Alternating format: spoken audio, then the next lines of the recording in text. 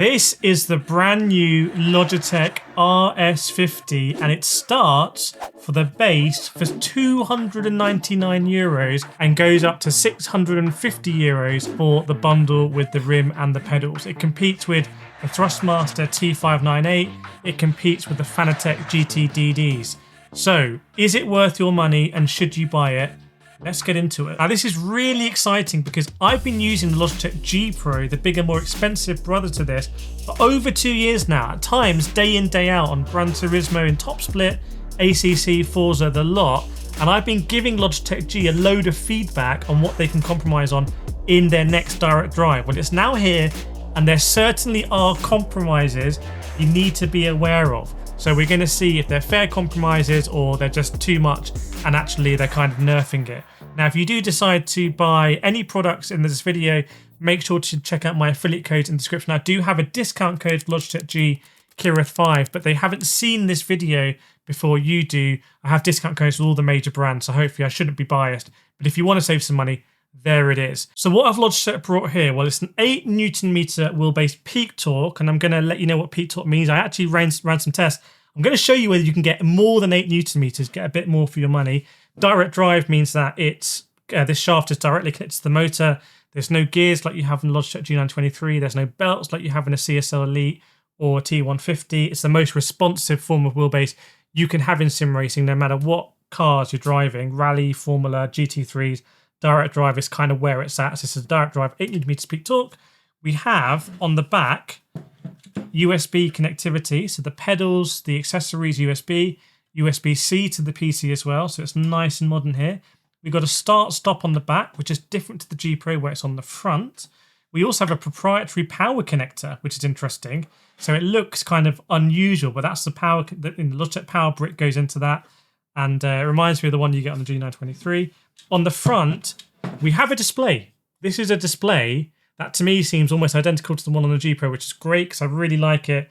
It shows you your pedal inputs. It shows you the amount of torque that you're using, which is absolutely fantastic. So I love that. And there's a real party piece I'm going to get into later. Like, I think so many of you are going to love this. On the bottom, there's an interesting rail system that's just, I knew what I wanted to do. These rail systems are a lifesaver. I am so happy about these, and I'm going to explain what they do later on. But now things get complicated. You thought this was going to be an easy review. No, it's really complicated, okay? Because I think Logitech G are not releasing this as a kind of it's a one-off bundled project that they did with the G Pro initially, really. I think this is a massive expansion of the ecosystem, and I think it's designed to mix and match. So it's not like when I reviewed the T598 and I was like, this is a bundle, that's the bundled price, it's your bundled stuff. This is more mix and match, and this is where it gets complicated, okay? So this wheelbase is €299 for the PC variant. Now for 8 Newton meters, I think that's crazy competitive. So the wheelbase on its own is €299. So crazy, crazy, crazy, that's PC only. If you want to get the PlayStation compatible version, which this one is, I've been using it on Gran Turismo, you pay €399. Okay, obviously conversions to your own currency like dollars and pounds, etc.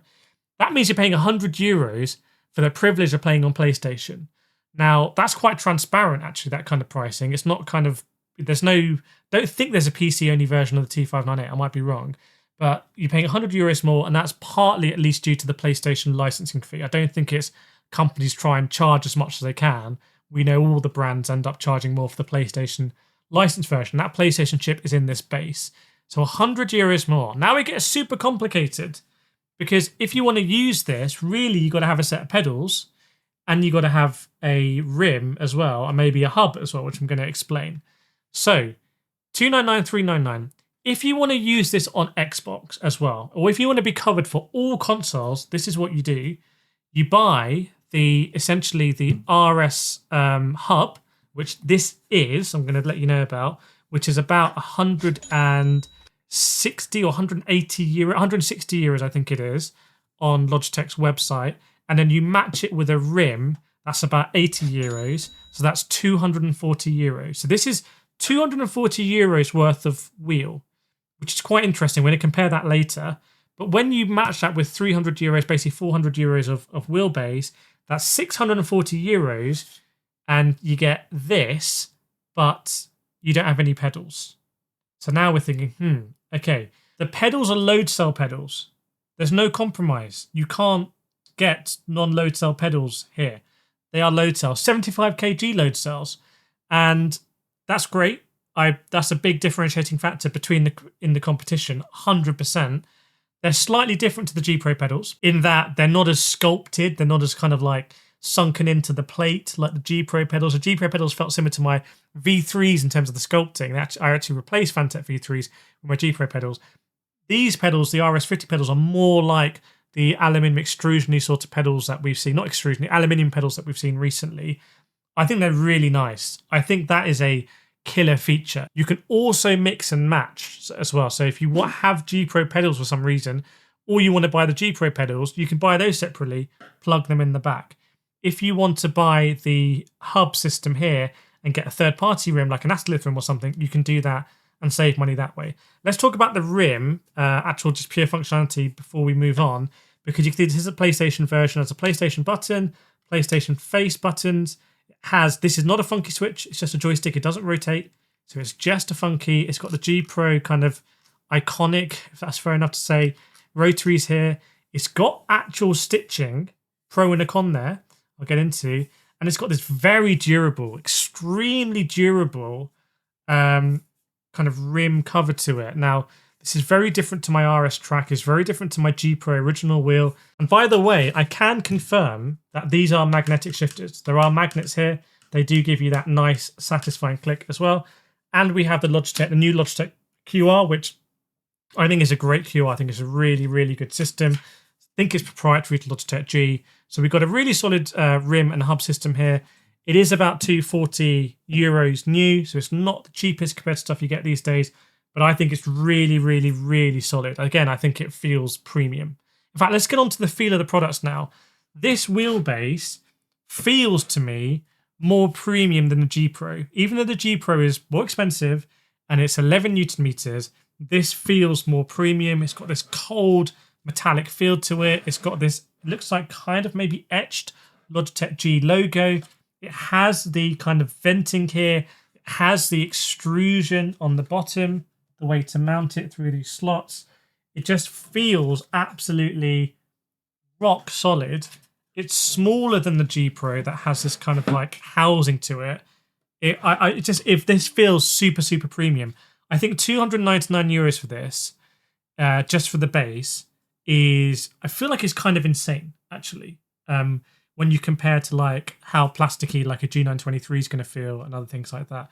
The rim as well feels super premium. It always has done since day one on the G Pro. The downside of the G Pro day one was that you didn't have GT3 wheels, you didn't have Formula wheels. Well, now you have GT wheels at least with the hub system, and it still has this amazing brushed aluminium finish.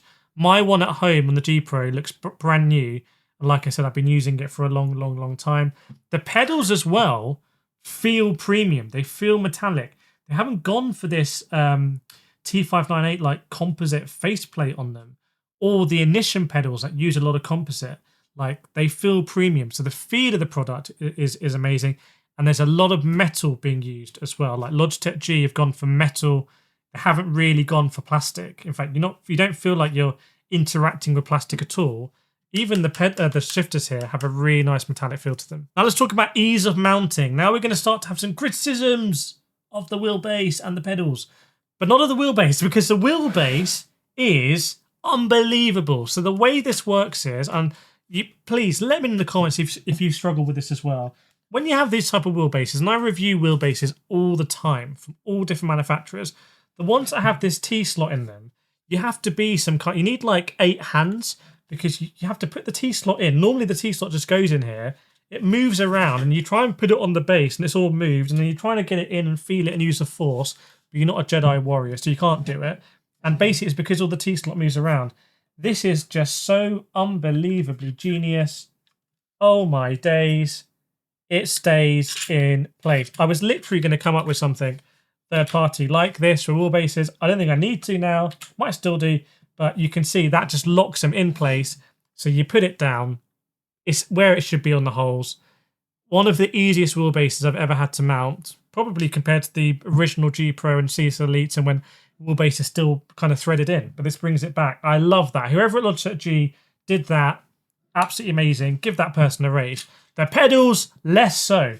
I'm getting more annoyed with pedals these days, where one of the mounting points on the load cell brake is underneath the load cell. So you need to unscrew the load cell, lift up the pedal, and then screw in through the bottom. It's even worse on the RevoSim pedals because you actually need to take off the whole faceplate on those pedals to rotate the pedal forward. Here I didn't need to, I just worked it out, and to be fair, it was quite simple to do. I just don't fully understand why the mounting hole can't be accessible at all times. But I'm an unusual case because I'm swapping and changing pedals all the time. I'm reviewing all the equipment. But anyway, that was a bit frustrating on the back because I had to kind of remove the load cell and get it in. Also, I had to adjust my rig. I took a whole plate off my rig because I was getting too frustrated with it. On the front of the pedals, got nice spaces, went underneath, and it seems to be pretty solid. And in the end, was relatively quick to do once you know what to do. So, but I would love, like, this is so elegant. This is so much thought has gone into this. I would love if there could be something similar for the pedal. I'll tell you where something has gone into the pedals. If you do play on a table, and there is a table mount for the wheelbase, and there's carpet grippers for the pedals, they've also gone to the trouble of including in the box extensions for the pedals. So when you're on carpet, they shouldn't lift up as much. They should dig in, I believe. So that's something really nice that they've thought of. And it's those touches that show that they think people are going to use this wheelbase hard for years to come, for example, maybe on carpet and on table as well. Now, in terms of adjustability is always important. So I want to let you know, you can move the shifters here. You do have screws on the shifters you can move around. You can change the whole rim. If you unscrew these bolts here, this whole rim comes off and you can change to a third-party rim or another Logitech rim as well. This wheelbase doesn't have any inherent adjustability in it. It doesn't have like a inbuilt ramp or something, but I don't think any do. Apart from some wheelbases, they mount on like the table clamp and stuff like that as well. But you do have a lot of things in the software that I'm going to get to. And here is the clamp system, by the way. So you can see that this is plasticky, actually. This is where you come into contact with plastic. But for people that are mounting on a table, like I did recently with the T248R, and I really loved it, I thought it was amazing, then that's not a problem per se, because you should be using it at a slightly lower Newton meter. 8 Newton meters. When this goes up to peak torque, I wouldn't recommend it on all tables, to be honest with you. So I believe what you do here is you're just going to kind of slot that in there, and then you have the clamp as well that will come in like this, essentially. So obviously you screw this in and then you clamp this down. So it's a really elegant system, actually. There's no adjustability, like I said, in this in terms of the angle, but it's a really elegant system. And yeah, I like it. And the fact that this kind of slides in and out, I think is awesome. That is quite cool. I much prefer this over the clamps that have like really long twirling things, and you kind of bang your knees on them. So that's awesome. Now let's get into the driving experience. So this is really exciting. This is crazy. I would not mind at all if my G Pro was swapped tomorrow for this RS50. In fact, if I was going out tomorrow to buy a new bundle, I would save the money and I would go for the RS50. That's a huge statement as someone who's been on the G Pro for a long time. But I was using this in Gran Turismo and it feels incredible. Like it has a characteristic in it that the G Pro doesn't have. But let me just compare to G Pro first. The 8 Newton meters, absolutely fine. Like the G Pro, when there was an update in Gran Turismo fairly recently, a few months ago, and it kind of broke force feedback on wheels, and I made a video about it and everyone fixed it, I really felt then how powerful the G Pro is. And it was almost, it felt like it could kind of hurt you, actually, to be honest. I don't feel like this is going to hurt me, but it kind of feels like I can control it and I'm still like, oh, hello here, I've got a moment. And there were so many times I was driving when I was kind of pushing it so far and I felt the car snap round and I got that immediate surge and I was able to correct it. And I enjoyed it so much. I was doing overtakes in Gran Turismo at the Nordschleife, kind of sending it, knowing that I was going to hit a curb, knowing that the wheels were going to land, I need to control it. But I was okay because I knew I would. So it was ultimate confidence in it. Now, the characteristic is it kind of feels like it delivers a smooth increase of force feedback. And I really hope that other people, you maybe if you buy it, when you use it, I hope I'm correct in this, because it feels like you kind of get this really strong and smooth surge of force feedback that's kind of like, it feels like a smooth curve. It doesn't feel like a jagged curve like that. Now, I turned the dampener off this. I went to max force feedback.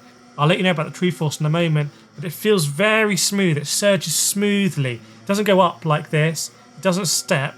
It's smooth, and that felt like you could kind of go from corner to corner to corner, and then as you're in the moment, when you put the most load in the tyres, you're kind of really feeling it there, and then as the back comes around, you're kind of correcting a little bit, and it felt like slalom skiing a little bit. I actually feel like it's more advanced than my G Pro. Now, I need to do a whole 1v1 comparison with my G Pro. That will be coming. Make sure you subscribe to this channel. But using it on Gran Turismo, it just felt incredible. And I wouldn't be on this and feel like I need any other base. I'm going to be honest with you. Like, it does feel that good on Gran Turismo. When I plugged it into my PC on iRacing, it didn't detect. And nothing showed up in my G Hub as well. But that might be because I was reviewing this. This video is before the official launch on September the 17th. So I think if they put it into G Hub, everyone knows about it. So I suspect they keep the G Hub update for the day of the release, or actually at the release. So it wasn't picked up on iRacing, but I will put it through its paces in iRacing, Le Mans Ultimate, Assetto Corsa Evo as well. But on Gran Turismo, it worked like an absolute dream. And the True Force is another differentiating factor here. I've always said on the G Pro, True Force is not a gimmick. And on here, when I was dialing it down to 0 and dialing it up, it was basically like road feel. Like on max, I could feel the bumps in the road. Therefore, I could feel the higher frequencies on the curb, etc. But just to let you know, if I'm going down a straight and I'm turning down the True Force, it's like all the road feel comes off. When I put it onto max, it's like, oh, okay, I can feel these little bumps in the road. So True Force is not a gimmick. And I think anyone you speak to who's got a G Pro will probably tell you that. It doesn't need to be me telling you that. So again, if anyone's in the comments who's thinking about buying this, if you've got any questions, definitely put them in there. But the driving experience in Gran Turismo was way beyond my expectations. The T598 feels nice on Gran Turismo, but I'm always worried, is 5 Newton meters going to be enough? This felt fantastic. To be fair to the Fanatec GT DD Pro, or the 8 Newton meter Fanatec base on PlayStation, that also feels really good. But it doesn't have True Force, and I think True Force is a differentiating factor. And I think also the price is a little bit more as well. But again, we'll get on to comparisons near the end of this video. In terms of software, again, G Hub didn't detect in G Hub for me, I think because it's so early. I'm going to do probably with Logitech a full guide of like all the settings and things. I think I did one of those for the G Pro, so we'll do one of those again. But on the actual inbuilt screen, all worked. Could change the rev lights on here. Don't particularly find these rev lights that helpful, but I can change it from outside in, which I think is the best way to do it rather than going across on this particular wheel. I could also change the torque on the fly. You can change brake force on the fly. I can turn the dampener off. It's got filtering. You can change the rotation. You can see the torque on the screen. You can see the rotation on the screen. You can do everything. Like, it's really, really, really good, this screen. I had a great experience in Gran Turismo just messing around and already dialing in settings. Now, I promised I'd tell you whether you can get above 8 Newton meters. We'll have a look at the footage, because when I was recording this, I put it onto max setting in Gran Turismo, and I put it to max setting in the wheelbase. I believe we peaked over 8 Newton meters. So you'll see on screen now. So that means that this 8 Newton meter peak might be conservative from Logitech G in their marketing. It might be that you can actually peak at something closer to 9. I don't know. We'll have a look in the footage. But if so, it shows just how close it is to a G Pro, right? Now, you should be clipping when you get near there, etc. On a G Pro, be less likely to, but still kind of impressive. So the driving feel on Gran Turismo for me, like, I'm pretty confident in recommending this because my G Pro was absolutely bulletproof for 2 years. It's been bulletproof. The only slight thing on my G Pro was that my circle button sometimes kind of sticks in, but I think that's because I've been using the overtake in Gran Turismo like that. But that is literally the only thing I can nitpick on my G Pro. So if this is the same, one thing I did note, dampener is spelt wrong in the display settings. That's my only nitpick at the moment on the performance, and also reserving the PC stuff as well. That's really impressive. Hi everyone, it's Kireth from the future here because I wanted to make sure I've got the pricing absolutely right. So I went back to all the documents and this is how it works. And I think it's pretty confusing. So after I let you know all of this, you let me know in the comments if you think it's confusing or simple. So the RS50 PC only base is €299, insanely competitive. The PC and PlayStation compatible base, which is this one, is €399. Now, I know today you can go and buy essentially kind of this, because I've bought Logitech G bits from their websites and had them delivered. And I looked at the pricing, and basically if you want a PC compatible hub and the rim, you can buy it today for €220. If you want to get the Xbox compatible hub and rim, that's €240. Okay, so if you add that to the base, for example, the PC version, that's $299, $300. Add another $220. That's $520. Okay, for this. If you want to get the PlayStation version, that's $399. And then you add this. That's the PC version of this. That's going to be $620. If you want to get the Xbox version of this and the PlayStation version of this, that's going to be $640. Now, in the materials Logitech G have given me, they've said there's going to be an RS50 system, they're calling it, which is going to be a bundle of the wheelbase and the rim, and that's going to be €649. I don't fully understand how that works out at €649 when I believe I can buy this for $399 and the Xbox version of this for $240, which is €9 cheaper. I genuinely don't understand, but we'll see what happens. Now, that doesn't include the pedals. So the pedals are €149. So you have to add €149 onto that.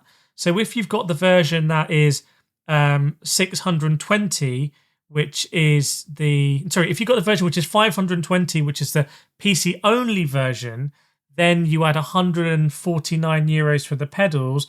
That takes you to €670.